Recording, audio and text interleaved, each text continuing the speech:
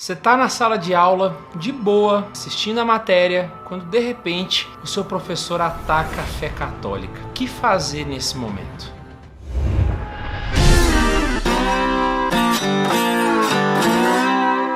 Eu sou capaz de apostar o meu salário que isso já aconteceu com você, porque é muito mais comum que a gente imagina. Inclusive, isso aconteceu muito comigo. E eu, digamos assim, com o tempo fui percebendo que certas táticas que eu usava não funcionavam direito, saca? E aí eu comecei a perceber coisas que eu não deveria fazer e coisas que eu deveria fazer. E aqui eu queria te dar uma dica de como reagir a esse momento chato e constrangedor que infelizmente muitos católicos passam nas escolas. E antes eu já queria te pedir, se isso já aconteceu com você, eu queria pedir para você escrever essa história aqui pra gente nos comentários. Só pra gente poder saber se isso acontece só com alguns ou com vários, ok? Talvez as pessoas ouvindo a história de outros, elas se sintam confortáveis em saber que infelizmente não acontece só com elas, tá joia? Mas no começo, vamos lá. O que a gente não deve fazer? Silêncio! Silêncio! Porque o mestre tem cara de besta.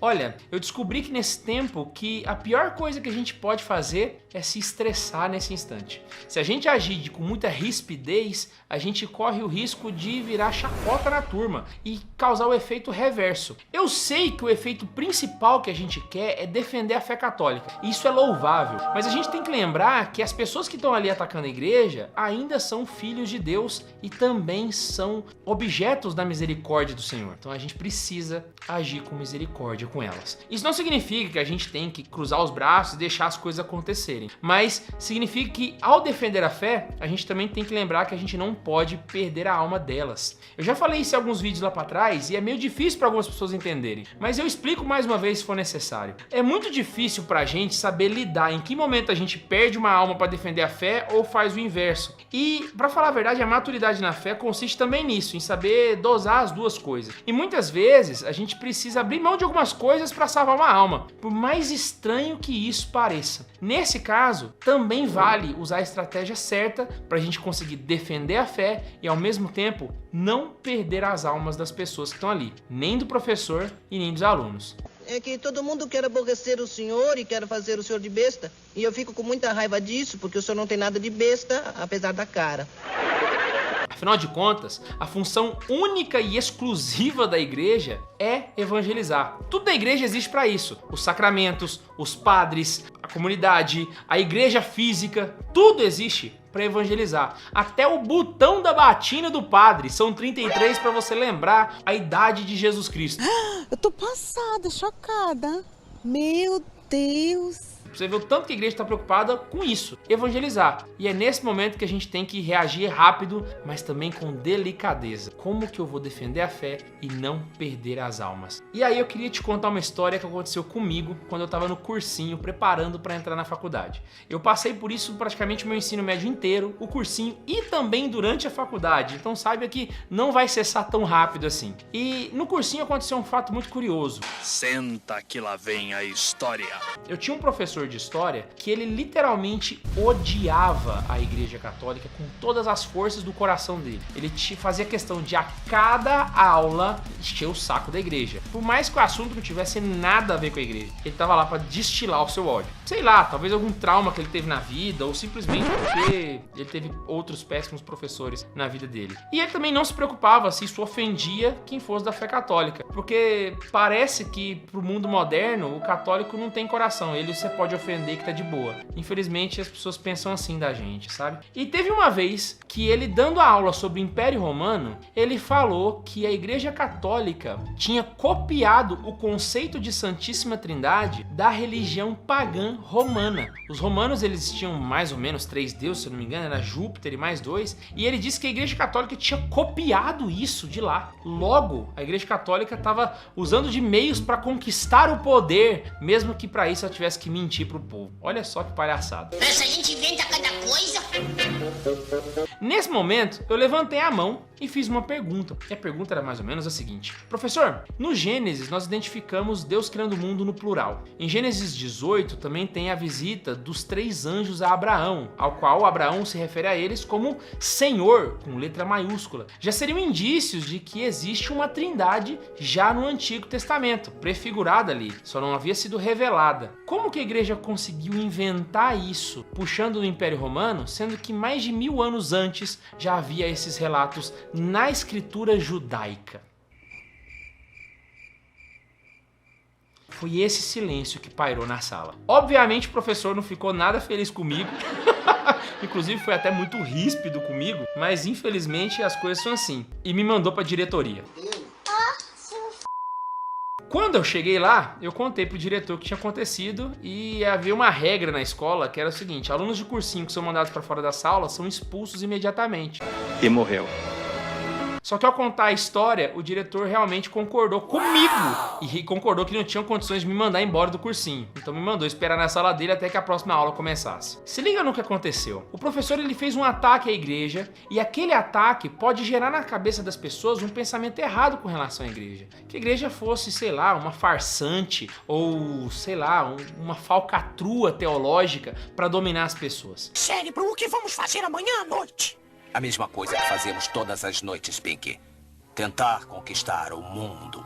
Naquele momento, eu usei uma técnica que eu quero te ensinar agora, e ela vai ser muito importante. A primeira coisa que você tem que se perguntar é: o que o professor falou é verdade? Porque às vezes o professor ele pode fazer uma acusação que de fato seja verdadeira, como por exemplo, uma acusação da Inquisição, e dependendo dessa acusação da Inquisição também, ainda vou fazer um vídeo sobre isso que vai explicar bastante coisa, mas tem que saber se de fato houve essa questão. Se de fato houve, não tem nada o que fazer. Agora, se ele tá mentindo, aí você tem que fazer a segunda pergunta: eu sei responder a esse questionamento dele? Eu sei responder a essa acusação? Eu tenho conhecimento necessário na minha cachola aqui para defender o ponto com propriedade? Sim ou não? Se não, infelizmente você vai ter que ficar em silêncio, porque defender, somente por defender, às vezes pode sair pela culatra o tiro. Agora, se você de fato tem propriedade, aí eu queria te indicar a fazer a melhor tática de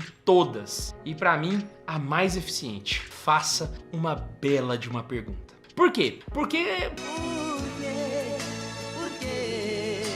perguntar não ofende ninguém e, inclusive, você não pode chamar a atenção de um aluno que está disposto a aprender mais. Então, quando você faz uma pergunta e que nessa pergunta você já mostra a incongruência do argumento do professor, ele tem duas opções. Ou ele assume que ele não entendeu a sua pergunta ou não sabe do que você está falando, ou então ele assume que, na verdade, ele mentiu e que aquele argumento rebateu ele demais.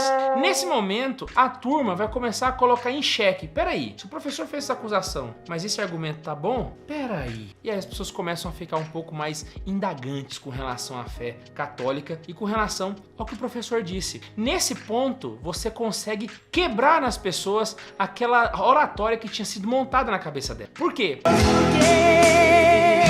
Porque você mostrou que você conhecia um outro ponto daquela questão que na verdade não havia sido revelado para ela. Você trouxe uma informação a mais. Você reparou que na verdade eu não tô rebatendo o argumento? Eu não tô indo lá e confrontando o professor. Eu não tô indo lá e puxando a minha espada medieval de templário e... morte aos hereges! Não. Eu fiz uma pergunta. É só isso que eu fiz. Não, mas essa é muito fácil mesmo. Faça outra mais difícil. Bom, sim, mas primeiro me responda essa pergunta.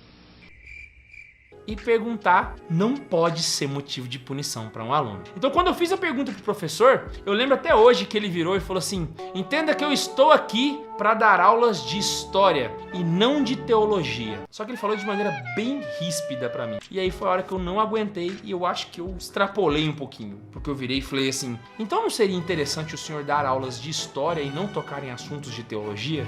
Aí foi isso que me mandou pra diretoria.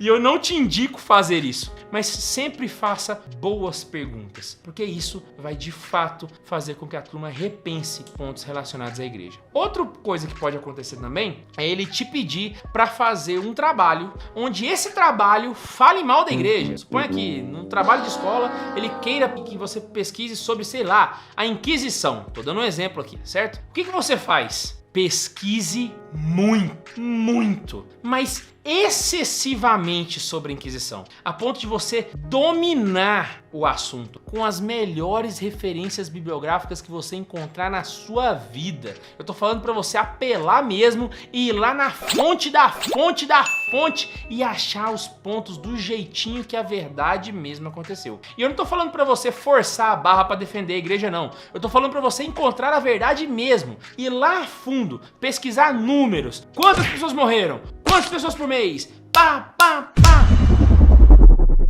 e levar o melhor trabalho de inquisição da turma inteira. Por quê? Para mostrar que você domina todos os assuntos, começando por aqueles que atacam a sua fé. E o católico precisa saber isso. Dominar um assunto, inclusive se ele ataca a própria fé. Porque se a gente sabe defender a própria fé mais do que as pessoas conseguem atacá-la, com certeza o que a gente fala começa a ter credibilidade nos ouvidos dos outros. Mas não apenas soube manter a ordem e a disciplina, como também prendeu a atenção das crianças. Quando eu tiver um tempinho, eu te ensino como é que faz. Com licença. Isso é um valor inestimável, as pessoas confiarem no que você fala. E eu digo por experiência própria. Então, mano, referência, fique em cima, pesquisa muito e façam excelentes perguntas. E nunca perca a amizade das pessoas, porque ela é a mais importante de tudo. Afinal de contas, a gente não tá lá somente para defender a fé, mas também para levar as pessoas para nossa. Quem sabe talvez um dia o seu professor vai estar na fila da confissão por causa de um aluno que se atrevia a fazer boas perguntas. É isso que eu espero de você, espero que eu tenha te ajudado e não se esqueça que a gente se encontra toda semana aqui, mano. Por que você não se inscreveu no canal? Por que você não deu like? Você acha que a gente não merece? Pelo amor de Deus, mano. Vai lá, dá o like, se inscreve e a gente se encontra toda semana aqui. Um beijo no coração e tchau.